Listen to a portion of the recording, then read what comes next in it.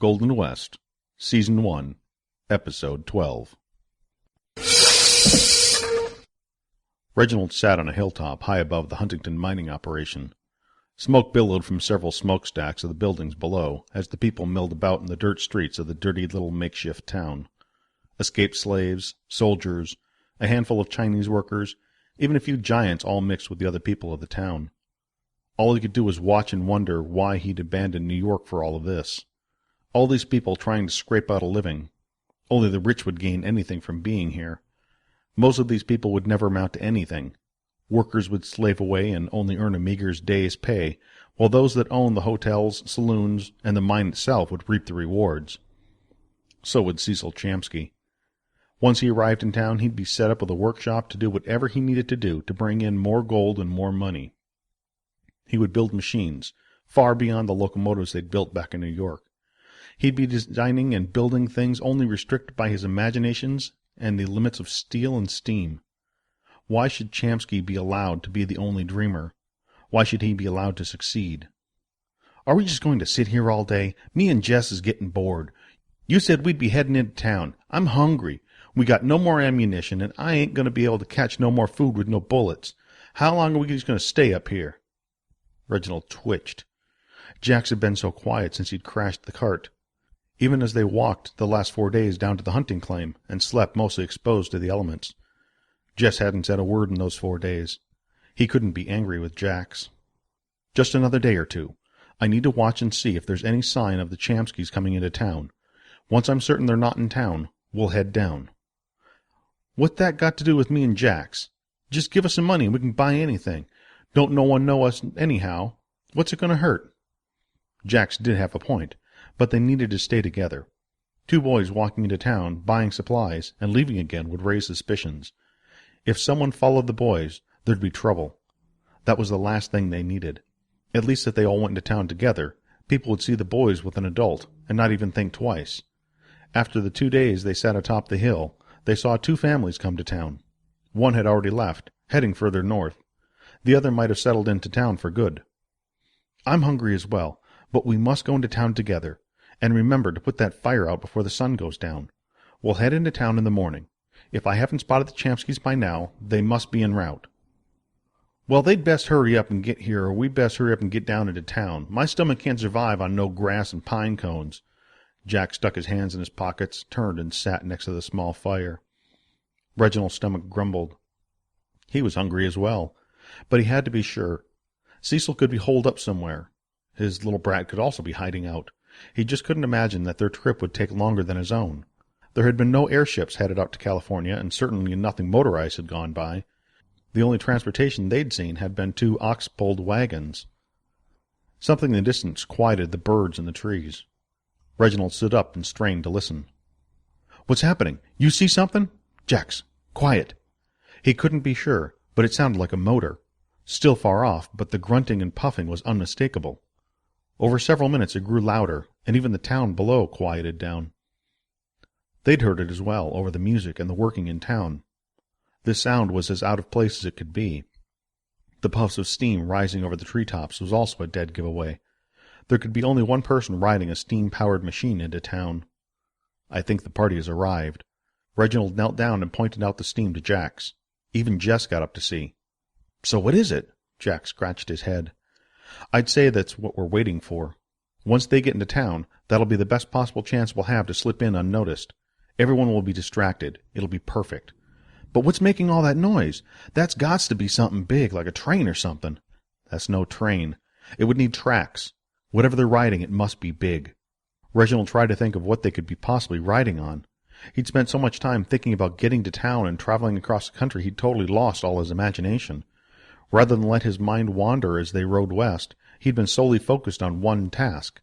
He'd never been at such a loss before. 2 giants led the procession into town by men followed on horseback. Behind them was a black, belching behemoth. 4 legs moved it forward, and the townsfolk got out of its way. More people and a couple more giants brought up the rear, along with a couple of carts and a variety of animals. On the back of the walking machine rode Cecil and his brat. The 2 smiled and waved. Reginald couldn't stand it. If he had some explosive device, he would have rushed down into town and set it off. The two came into town as if they were the saving grace of the world.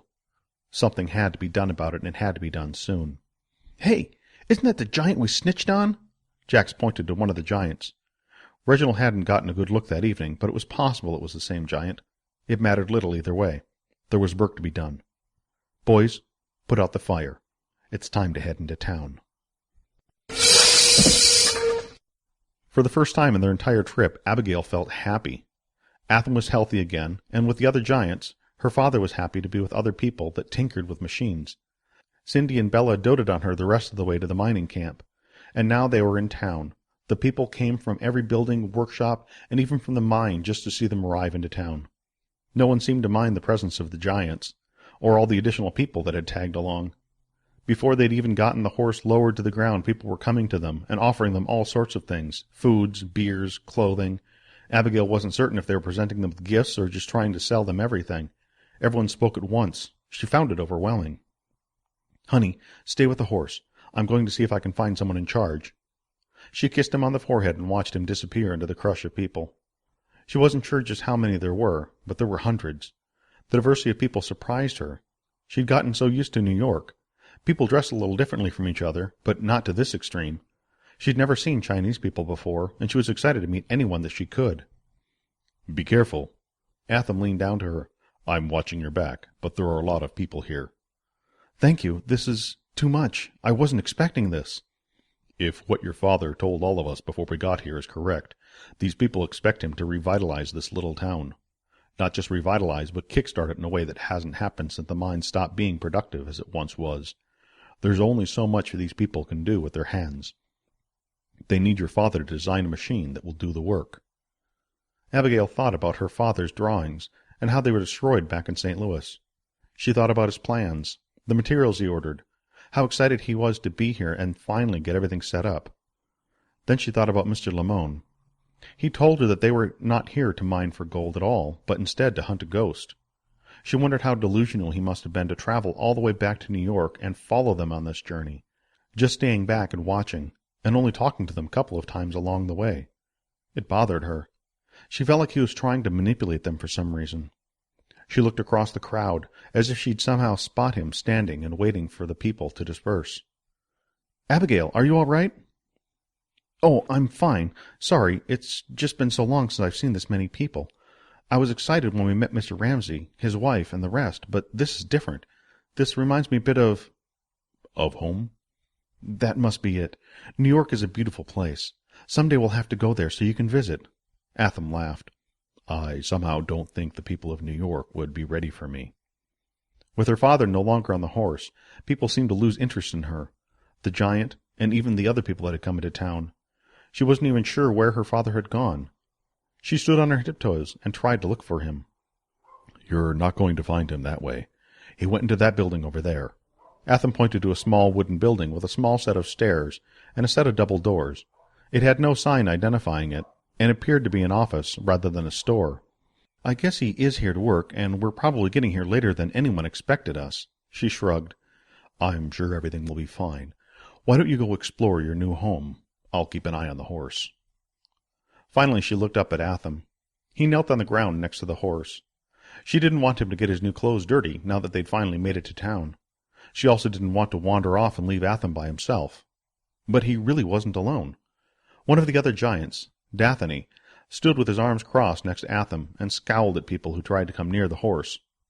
Daphne, despite his dark complexion and angry face, was nearly as gentle as Atham.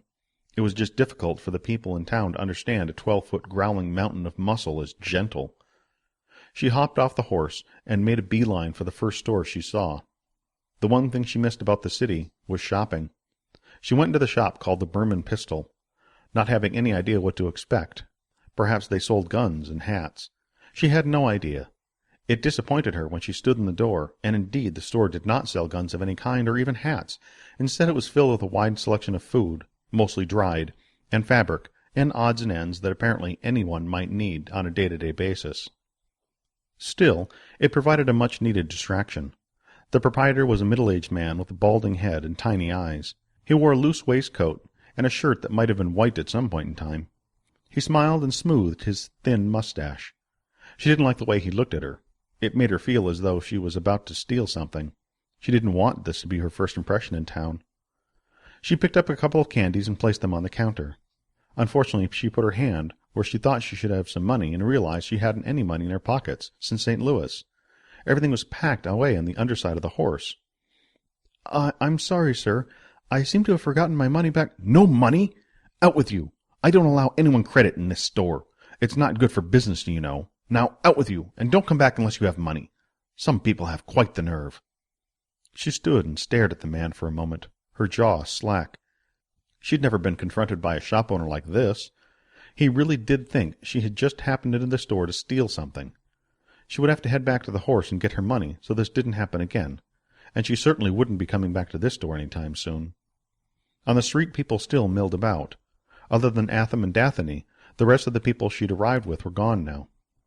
She almost sat in one of the chairs in front of the store, but thought better of it. She would try the next store. Walking back to the horse, she slowed and stopped. Two boys, one possibly her own age, and the other not much older than 10, appeared to be walking toward the horse. They were coming up from behind Atham and Daphne. They kept looking around, but seemed not to notice her. She got to the horse just as the two boys slowed down to look at it. "Can I help you?" The little boy almost jumped out of his skin. "Why, you got some nerve sneaking up on people like that. Do you think it's funny scaring people? We didn't do anything. Me and Jesse is just minding our own business is all." The older boy, Jess, grabbed the younger by the collar and pulled him back. "I'm sorry, miss. We just wanted to see what all the fuss was about." "Yeah, like he says. We just—" "Jax, shut up." The older boy smiled at Abigail and held out his hand. "I'm Jess. This is my little brother, Jax." She took the offered hand and felt her cheeks get hot. She'd never had a boy be so polite. With her free hand she fidgeted with her hair, trying to straighten it as best she could. She was so happy she'd had a thorough bath just a couple of days before. He might not be so polite. He was cute, and didn't look like he belonged in a mining town. He was certainly in need of a bath himself, but the little half-smile gave him a dimple so adorable that she tried not to stare. She looked down and saw she was still holding Jess's hand. "Oh, I'm sorry. I'm Abigail. Abigail Champsky. I'm in town with my father. What I mean is, we just got into town. It was a long trip." Jax pulled his brother's hand away from hers. "Look, sis, me and Jess here, we gots to get going. There's work to be done, and it ain't going to get done by itself, see? He doesn't need any distractions." The boy snapped his fingers. "Jess, let's go." The two disappeared. She watched them go, not wanting to move. Jess looked back at her and smiled. Twice. Those fools! Didn't they realize just how close they came to ruining the entire plan? They were supposed to just walk by the machine, not stop and talk to anyone. Reginald was highly doubtful the two would even remember what they had seen, other than the Champsky brat. Why had they stopped to talk to her? This was possibly their best opportunity to figure out the best way to sabotage the thing. He motioned for the boys to hurry up, once he could see that the Champsky brat had gone about her own business. He felt exposed, standing on the side of a building and peering around the corner. Fortunately, no one else was on this side of the building, or they might have wondered about his behavior. "Get over here! What were you two thinking? Don't you know who that was?" "That was Champsky's kid. And now that we plan to run into her, you're the one that sent us over there." "Just get back here. We need to figure out what to do. Not just what to do, but when to do it. If you two are busy talking to her, you can't be doing what I sent you to do. Did you at least get a good look at the machine? Did you see any weaknesses? Tell me about it." Jack shook his head. "It's all big metal beams and gears and stuff. It's just big. It's not like we knew what we were looking at. How were we supposed to know what to look for?" "How could you go over there and—" Jess said, "It's got a boiler, like we had in the cart, right in the middle.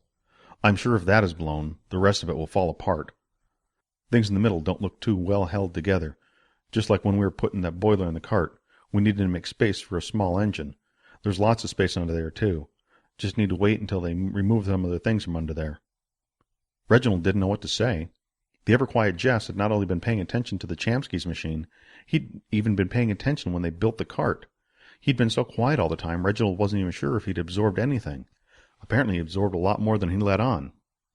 "Jax, you've got a lot to learn from your brother." Reginald could count the number of times Jax was speechless. This was one of those times. "Well, all right, boys. I need the two of you to find some explosives. We'll have to hide out after dark. Then we'll rig that thing to blow. It should get a lot of attention if one of his contraptions explodes." Trust and first impressions are everything. We need to spoil his. Well, I'm still hungry. When are we going to get something to eat? Reginald pulled a couple dollars out of his pocket and handed them to Jax. Make sure to get something for me, too. The two boys ran off. Just blowing up the machine wasn't enough. There had to be a way to get as many people as possible to see it. Not just some people, but whoever was in charge of this place. If Chomsky's abilities were put into question before then, he'd be sent home. That would be the time for Reginald to step in and pick up the pieces, in more ways than one. With the help of Cindy and Bella, Abigail was able to find and alter a dress for that evening. She hadn't expected a party, but that's what the town was doing, throwing a party for her. Well, for her father, but she was included in the festivities. Being in such a small town, she didn't even think it had a name, it was so small. She had a hard time finding what she needed. But at least she was in a town, and not in the wilderness. She'd gotten to take another bath, and spend some time just relaxing and not worrying about getting to their final destination. They were finally here. Several tables were put into the center of town around the horse.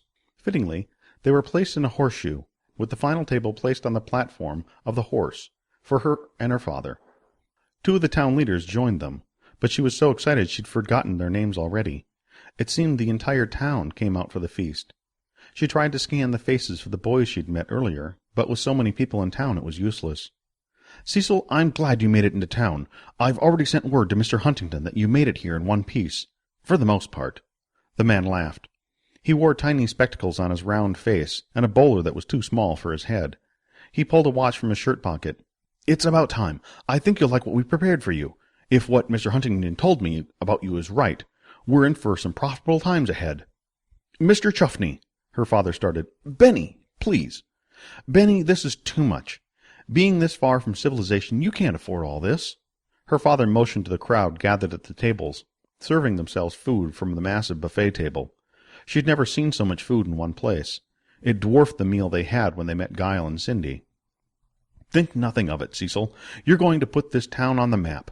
Benny twirled his hand over his head. An explosion sounded and a motor started somewhere. A cheer went up, and the band started playing. The sounds of horns, fiddles, banjos, and guitar mixed with the thumping of drums and the peculiar sound of some electrical device singing softly. People in the crowd whooped and hollered and started dancing. Abigail started tapping her foot and leaned onto her father's arm and gave him a hug. I'm so happy we came. Me too, honey. He kissed her on the forehead and smiled at her. 3 large fires and several smaller fires had been lit for both warmth and lighting. Those that weren't dancing sat at the tables eating and talking. It was difficult not to look at all those people and not be amazed they were all here for one purpose, to find gold. Now that they'd finally made it to California, she wondered just what it was that Mr. Lamone was scared of. She leaned forward. Mr. Chuffney? Where is Mr. Lamone? The smile left the man's face, and he stopped clapping. He looked at her as if she'd suddenly grown a second head. Child, hasn't anyone told you? Now the smile left her father's face. Told us what? I'm sorry to tell you. I know Alistair was sent out here to oversee the operation, but being that you hadn't asked, I assumed you knew. There was an accident, and Alistair is dead. God rest his soul. That's not possible, Abigail blurted out. Are you certain? Her father asked. Benny looked nervous. Quite certain. I helped carry the man to his grave. Why would you ask such a thing? It's just that we saw him on our way out here. Abigail says she saw him more than once. Excuse me, sir. Might I ask your daughter to dance?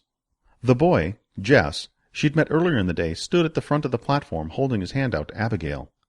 She felt torn.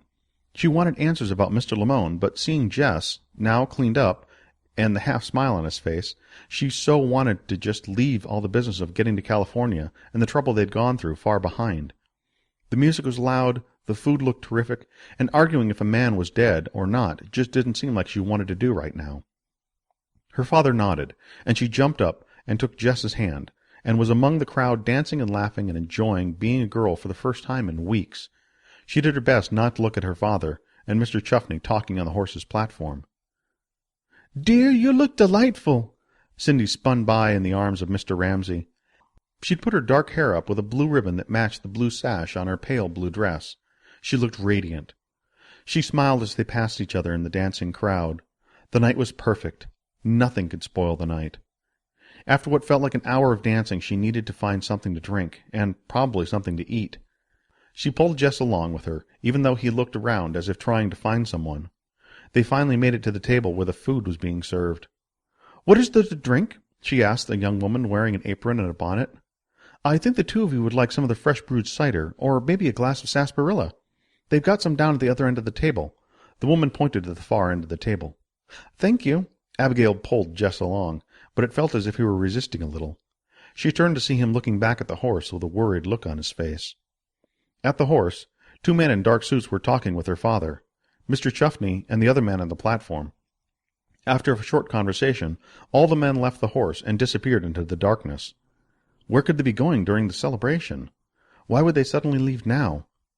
She wanted to get something to drink, but she also wanted to know where her father was going. A chill ran down her spine. Something was wrong. She let go of Jess's hand. "I'll be right back." Jess turned and ran into the crowd of dancers. "Miss Chamsky, you must come with me." Mr. Lamone, in his too tight brown and yellow plaid suit, stood just behind her, with a pained look on his face. "Oh, wait a minute." Miss Lamone looked over her shoulder and gasped. She turned around. A rush of blood to her ears deadened all sound. She suddenly didn't want to be there. Not at all. Something must be wrong, but she couldn't put the pieces together. Atham ran towards the horse, with two other giants close behind him. As fast as they were running, they looked as if they were going to run through the horse. Atham reached the horse first and struggled to lift it. It started to tip, but not until the other two giants joined him did it start to tip. Their muscles bulged as if they would burst as the three of them strained to lift the horse and tip it over. That's when she saw what was wrong. Deep inside the horse, near where they had repaired the broken gear, a light flickered. Sparks glowed brightly and vanished. But the light continued to glow. A fuse? What could it be connected to? Why would there be a fuse burning inside the horse? No one had been near it, had they? She turned to ask Mr. Lamone if he knew what was happening, but the man had also disappeared, much like the sparks inside the horse. Where had he gone? Why had he chosen this moment to show himself, only to disappear again? The music stopped. The dancers, the eaters, the entire town stood and watched as three giants fought to tip over the horse. Atham put his head back and screamed. His voice carried over the entire town and echoed off the cliffs and even from the mine. His voice amplified 1,000 times. Even as loud as it was drowned out by the sound that came next. For an instant, Abigail thought she'd gone blind. The fires, both large and small, vanished from sight, and an all-encompassing white overtook her eyes, followed by a concussive blast that washed warmth over the entire crowd. It took a moment for the brilliant white to disappear, and shadows of people running in any direction, away from the horse, flooded her sight. Their faces twisted with fear and pain, and screams she couldn't hear. She didn't know what to do. She didn't know where to run. Someone bumped into her and knocked her into one of the tables. Her hand disappeared into a bowl of mashed potatoes and something warm. Gravy? Washed down her back. She crawled under the table and put her hands over her head and cried. What had gone wrong? Why had this happened? Was her father all right? Had anyone been hurt? Why was she hiding when she should be helping? She didn't want to stand at the table and cry, but she couldn't go out and face the mad panic of hundreds of people. Daring a look out from under her hands, she looked to both sides of the table. It seemed to serve as a barrier, and people moved quickly past on one side. The other side, where the girl that had pointed out where there might be something to drink, appeared to be empty save one pair of feet. Those feet weren't attached to anyone standing. Abigail crawled out and saw the girl flat on her back, a large black chunk of metal protruding from a bloody wound in her chest. As bad as she felt for this woman, her thoughts jumped to her father. Had he gotten out of the way? He must have gotten out of the way. Everyone must have gotten out of the way. Except... Atham! From the hilltop you'd think a war had broken out. The explosion had set buildings on fire, and several people lay dead around the twisted wreck of the machine the Chamskys had ridden into town on. Reginald had never worked with explosives, and neither had Jess or Jax. They'd obviously far underestimated its potency. This was only supposed to be a small blast to tear apart the machine, not make a small crater.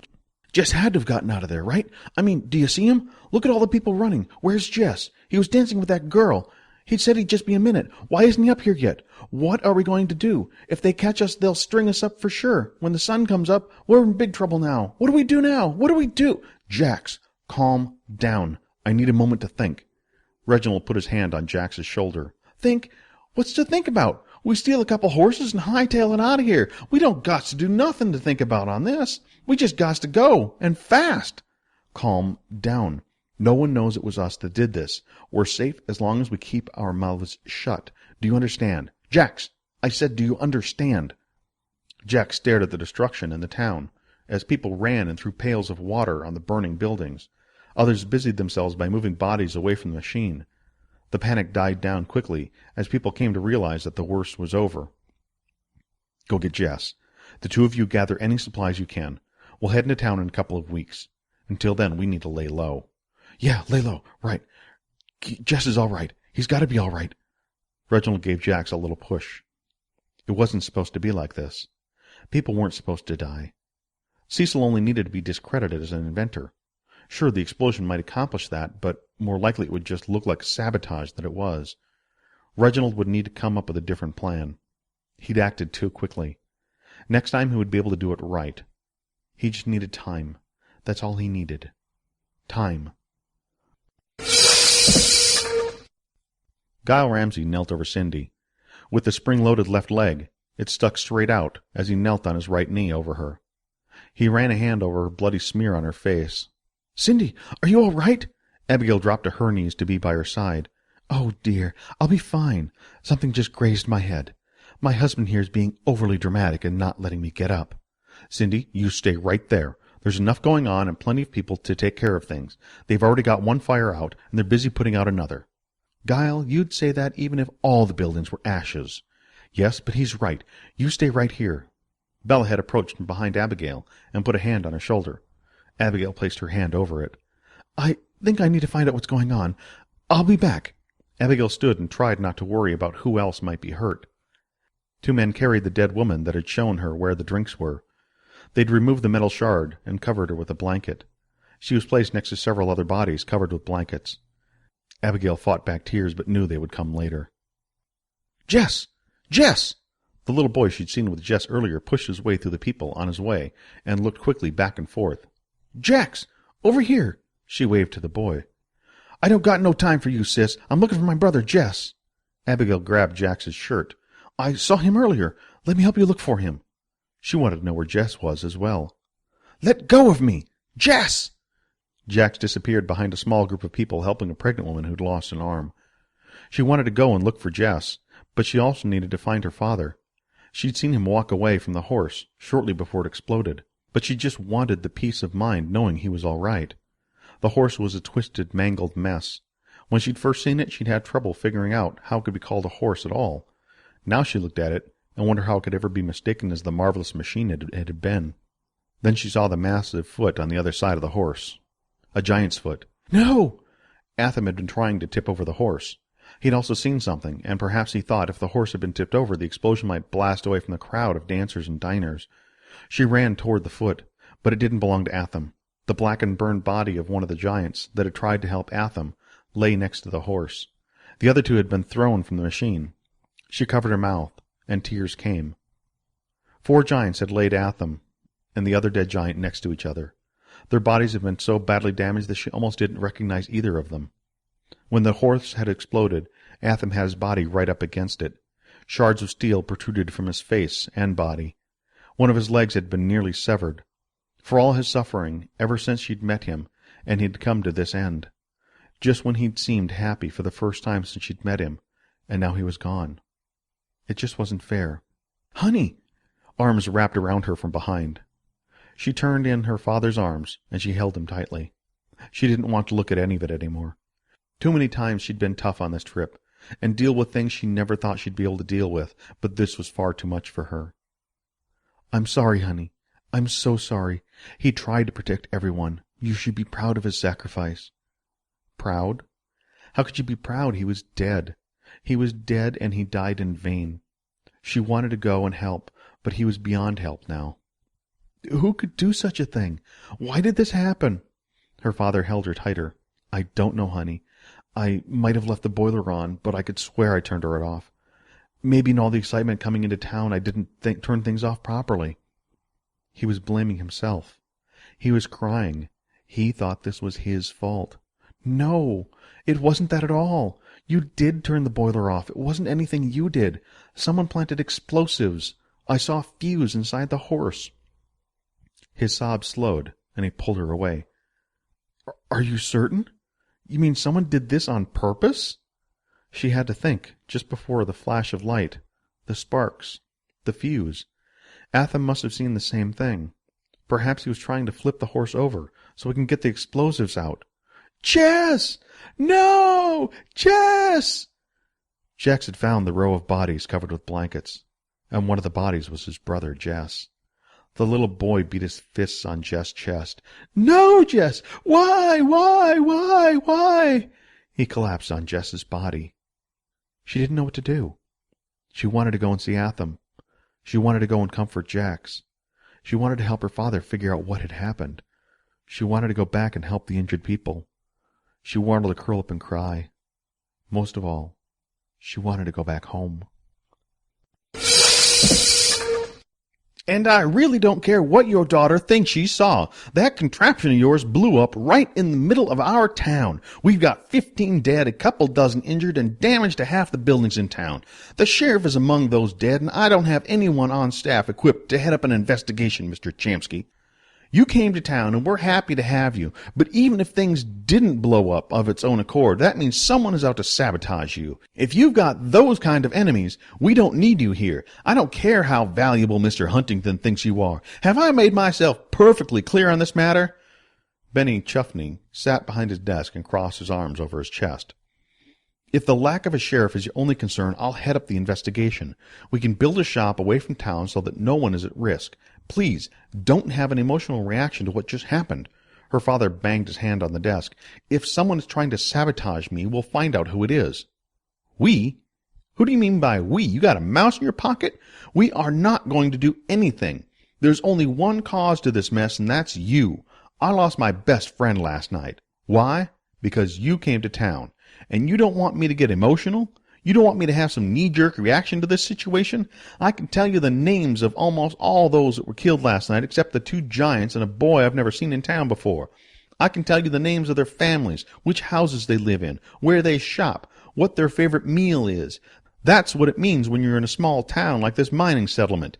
Everyone knows everyone, and everyone knows your business. Then that'll make it just that much easier to find out who is behind this. The giant you don't know is Atham. He came with us for St. Louis. That narrows it down to just one boy you don't know. You need to allow me to investigate and find out what happened. What's to say someone isn't here trying to shut down this operation? Abigail tugged on her father's arm. I saw Mr. Lamone last night. At the party. He tried to pull me away. That's when I saw the sparks inside the horse. I'd been dancing with Jess, and he disappeared right before it happened. He's dead now, and Mr. Lamone disappeared. Little girl, I don't think you heard me clearly yesterday. Alice Lamone is dead and buried. I told you I can take you to his grave if you like. Was he buried in a plaid suit? Yellow and brown? Yes, but I don't see what difference. How could I know that? Benny faltered and stammered, and finally stood up and pointed at her and her father. That doesn't change the fact that the 2 of you brought this on our town. I'll have supplies provided. No, you won't. Mr. Huntington sent me to turn this place around. He won't tolerate me turning around at the first sign of a problem. This isn't just a little operation he's got here, and the entire town knows it. The gold is getting harder and harder to get, and I have a design that'll get the gold needed to give this town a fighting chance to turn a nice profit for Mr. Huntington. So don't sit behind your desk and tell me what will and will not happen. You do not have the authority. I most certainly do, Mr. Chamsky. You do not want to make me your enemy. Then let me figure out what happened. Don't just let this happen and think that throwing me out of town will solve the problem. Abigail had never seen her father so passionate about anything that wasn't related to a machine he was working on. She sat in amazement as the 2 men battled back and forth. Benny opened a drawer and pulled out a sheriff's badge. Part of it had been splattered with blood that had dried a deep, dark red. I knew Alex Cunningham long before gold was found in California.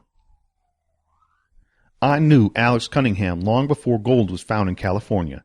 He and I dreamed of heading out to Sutter's Mill to stake our own claim. When we got the offer to come here and help set up the operation, we jumped at the chance. Unfortunately, with so many people, we needed an authority figure that people could look up to. I had things well under control with the operation and staffing of this mine. It was up to Alex to be the law in this town. If you're hell-bent on staying here and making a go of it, then I think you need to carry the burden of the man that came before you. He dropped the badge on the desk. For a moment her father stood and stared at it. He didn't move. He made no motion to pick it up.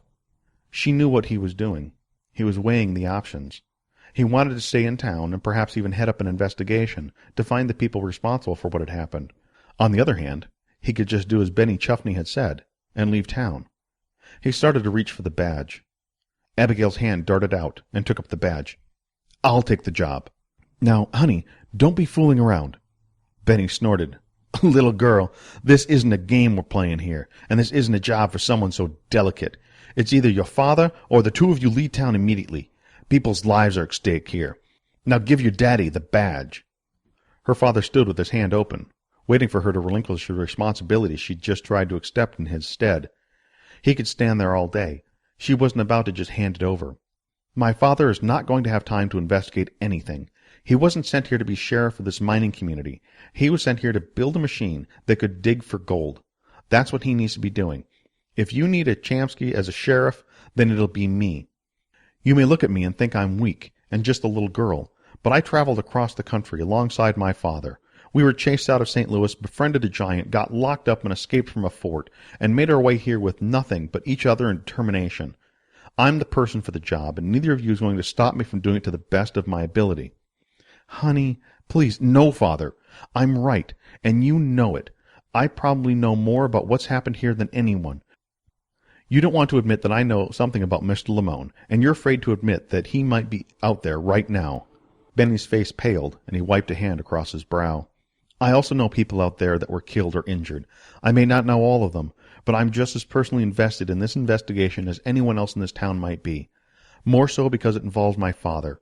So you can stop calling me little girl, Mr. Chuffney. My name is Abigail, Sheriff Abigail Chomsky. They all stood in silence for several long heartbeats.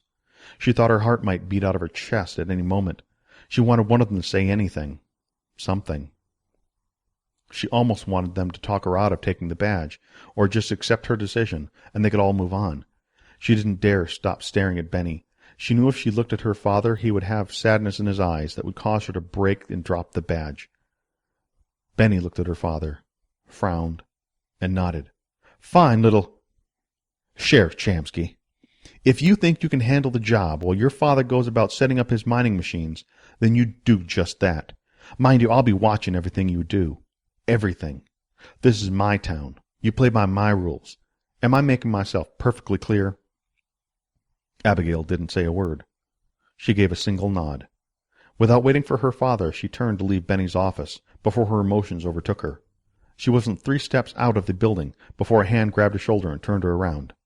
Honey, hold on a second. Father, I'm doing this. You can't. Honey, stop for 1 second. I'm proud of what you did back there. I know why you did what you did, and I accept that. I know that if we had stayed in New York, you'd probably be my baby forever. I didn't want that for you. I didn't want you to be that little butterfly you built, so beautiful and full of potential, but never being able to live up to it because you were trapped, without ever knowing you were trapped. Coming here, I wanted you to find your own way. Grow up and be the woman I knew you had inside you.